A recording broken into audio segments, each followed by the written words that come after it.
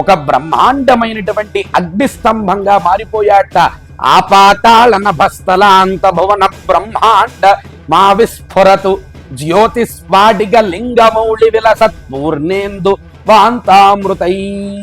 స్తంభం ఫెళఫెళమనేటటువంటి శబ్దాలతో జ్వాలా మాలికల కీలికలు వెరజల్లుతూ వచ్చిందిట. కైలాసవాసి కవచ కపర్ది నీలలోహితుడు గరళకంఠుడు వ్యోమకేశుడు వ్యుక్తకేశుడు ఆవిర్భవించినటువంటి మహాపర్వదినం మహాశివరాత్రి పర్వదినం. జన్మకో శివరాత్రి అంటారు. మన జన్మలో వచ్చే అన్ని శివరాత్రులు ఆచరించినా లేకపోయినా ఈ జన్మలో పరమేశ్వరుడు మహాశివరాత్రి రోజు లింగోద్భవ కాలంలో లింగ రూపకంగా ఆవిర్భవించాడు అని మనందరికీ తెలుసు.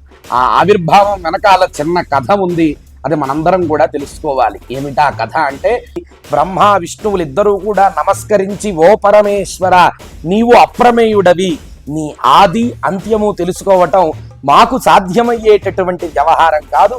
అసలు ఇదంతా ఎందుకు జరిగింది అంటే, ఈ లింగమూర్తి యొక్క ఆవిర్భావం కోసం జరిగింది.